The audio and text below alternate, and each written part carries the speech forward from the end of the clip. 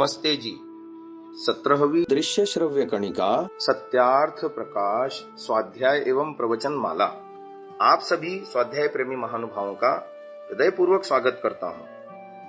हम सत्यार्थ प्रकाश के प्रथम समुल्लास पर चर्चा कर रहे हैं। प्रथम समुल्लास में मंगलाचरण के रूप में जिस श्लोक का महर्षि दयानंद जी ने उच्चारण किया था, उसमें ओम का जो मंगलाचरण है उस पर हम बात कर रहे थे। इस मंत्र की व्याख्या आगे आने वाली है। इससे पूर्व महर्षि दयानंद जी प्रथम समुल्लास में इस प्रकार लिखते हैं। प्रश्न: परमेश्वर के भिन्न अर्थों के वाचक विराट आदि नाम क्यों नहीं? ब्रह्मांड, पृथ्वी आदि भूत, इंद्र आदि देवता और वैदिक शास्त्र में शुंठी आदि औषधियों के भी तो ये नाम हैं, वा नहीं?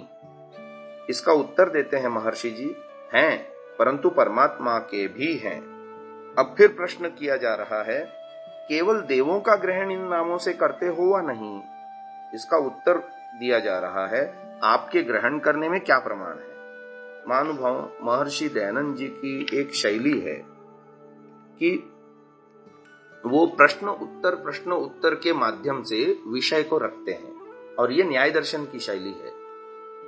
न्याय दर्शन भी पूरा का पूरा प्रश्नोत्तर शैली में वर्णित है। इससे विषय अधिक स्पष्ट होता है कि पूर्व पक्ष के द्वारा प्रश्न उठा करके उत्तर पक्ष के द्वारा उसका समाधान किया जाए। तो ये शैली महर्षि दयानंद जी अपने सत्यार्थ प्रकाश नामक ग्रंथ में यत्र तत्र अनेकत्र इसका व्यापक प्रयोग महर्षि दयानंद जी करते हैं। ये प्रश्न भी ऐसे ही उठाए गए हैं कि तुम केवल परमात्मा को ही ग्रहण क्यों करते हो? लोक में देवों के, जड़ों के और चेतन अन्य देवों के भी ये सारे नाम हैं या नहीं? ये प्रश्न उठाया है और इसका समाधान किया है कि देखो, फिर प्रश्न उठाते हैं कि देव सब प्रसिद्ध और वे उत्तम भी हैं, इससे मैं उनका ग्रहण करता हूं। ये पूर्व पक्ष प्रश्न उठा रहा है। तो उत्तर पक्ष के द्वारा ऋषि दयानंद उसका समाधान कर रहे हैं कि क्या परमेश्वर अप्रसिद्ध है और उससे कोई उत्तम भी है? दो बातें पूछी महर्षि दयानंद जी ने कि तुम केवल देवों का ग्रहण करते हो, यानी जड़ों का ग्रहण करते हो। ईश्वर के जितने भी नाम आए हैं वेदों में, तुम ईश्वर का नाम क्यों ग्रहण करते हो? ये देवों के भी तो नाम हैं, जड़ देवताओं के भी तो नाम हैं। जैसे अग्नि शब्द ऋग्वेद का पहला ही मंत्र का पहला ही शब्द है। अग्नि को हम जड़ देवता अग्नि को भी तो कहते हैं। ये ईश्वर का ही क्यों ग्रहण करते हो? तो उसके उत्तर में वो कहते हैं कि क्या परमेश्वर अप्रसिद्ध है? तुमको ऐसा क्यों लगता है कि ये जड़ देवता तो प्रसिद्ध हैं किंतु परमेश्वर अप्रसिद्ध है? फिर और एक बात पूछते हैं, क्या परमेश्वर से कोई दूसरा उत्तम भी है? पुनः ये नाम परमेश्वर के भी क्यों नहीं मानते? जब परमेश्वर अप्रसिद्ध नहीं तथा उसके तुल्य भी दूसरा कोई नहीं, तो उससे उत्तम कोई क्यों कर हो सकेगा? इससे पूर्व पक्षी का यह कहना सत्य नहीं है, क्योंकि आपके इस कहने से बहुत से दोष भी आ जाते हैं। जैसे उपस्थितम परित्यज्यान उपस्थितम याचत इति बाधित न्यायः। किसी ने किसी के लिए भोजन का पदार्थ रख के कहा कि आप भोजन कीजिए, और वह जो उसको छोड़ के अप्राप्त भोजन के लिए जहां तहां भ्रमण करे, उसको बुद्धिमान न जानना चाहिए, क्योंकि वह उपस्थित नाम समीप प्राप्त हुए पदार्थों को छोड़ के अनुपस्थित अर्थात अप्राप्त पदार्थ की प्राप्ति के लिए व्यर्थ श्रम करता है। यहाँ पर एक प्राचीन उसका उदाहरण दे करके ऋषि दयानंद समझाना चाह रहे हैं कि सामने रखी हुई थाली को छोड़ करके आदमी बाजार में मारा मारा भटका फिरे भोजन के लिए। अरे भाई, तेरे सामने उपस्थित है, वो थाली में से द्रव्य खा के अपनी भूख तो मिटा, लेकिन उसको छोड़ करके, उपस्थित को छोड़ करके अनुपस्थित के लिए मारा मारा फिरना, ये बुद्धिमानों का काम नहीं है।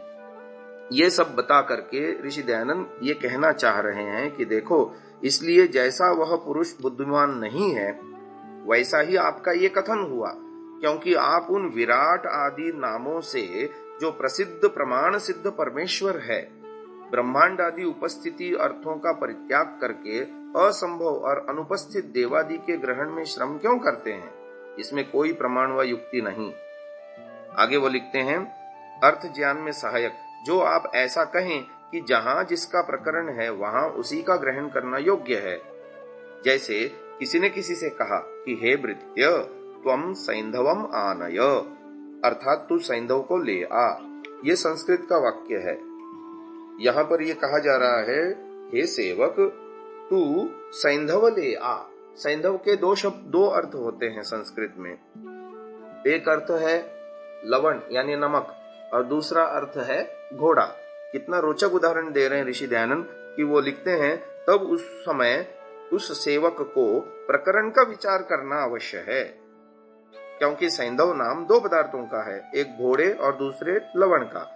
जो स्वस्वामी का गमन समय हो, यानी मालिक कहीं घर से बाहर निकल के जा रहा हो तो घोड़े को लाना चाहिए, और यदि मालिक भोजन करने बैठे हैं तो लवण को ले आना उचित है।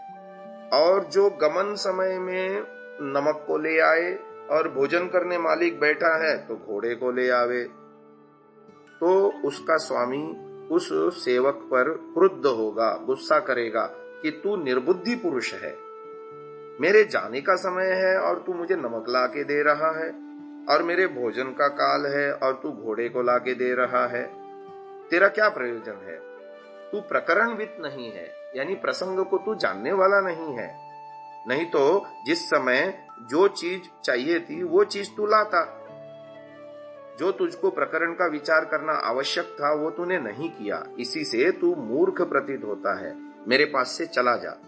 इससे क्या सिद्ध हुआ कि जहां जिसका ग्रहण करना उचित हो वहीं उसी का ग्रहण करना चाहिए। तो ऐसा ही तो हम भी कह रहे हैं और सब लोगों को मानना और करना भी चाहिए। यानी इस उदाहरण को दे करके महर्षि दयानंद जी पूर्व पक्षी के द्वारा प्रश्न उठा करके ये समाधान कर रहे हैं कि जहां जहां ईश्वर का ग्रहण करना होगा शास्त्र में, वहां वहां हम उन नामों से, उन शब्दों से ईश्वर का ग्रहण कर लेंगे। जैसे ऋग्वेद के प्रथम शब्द में अग्निमीळे पुरोहितम, इस मंत्र के प्रथम शब्द में अग्नि शब्द से हम ईश्वर का ग्रहण कर लेंगे। और जहां जहां भौतिक अग्नि की बात आएगी वहां वहां अग्नि शब्द से हम भौतिक अग्नि का ग्रहण कर लेंगे। ऐसे ही अन्यत्र सब जगह समझना चाहिए। महानुभाव, आगे कुछ मंत्रों के अंश प्रथम समुल्लास में ऋषि दयानंद दे रहे हैं। यजुर्वेद के 40वें अध्याय के 17वें मंत्र का अंश दे रहे हैं। ओम खम ब्रह्म। फिर लिखते हैं, देखिए वेदों में ऐसे ऐसे प्रकरणों में ओम आदि परमेश्वर के नाम हैं।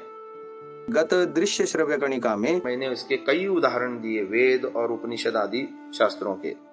आगे वो छांदोग्य उपनिषद का प्रमाण लिखते हैं, ओम इत्येतदक्षरमुद्गीतमुपासीत।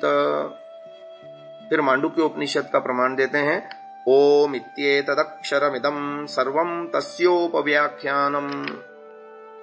फिर आगे कठोपनिषद के द्वितीय वल्ली के 15वें मंत्र का उदाहरण देते हैं, सर्वे वेदा यत्पदमामनन्ति तपांसि च सर्वाणि यद्वदन्ति यदिच्छन्तो ब्रह्मचर्यं चरन्ति तत्ते पदं संग्रहेण ब्रवीम्योमित्येतत्।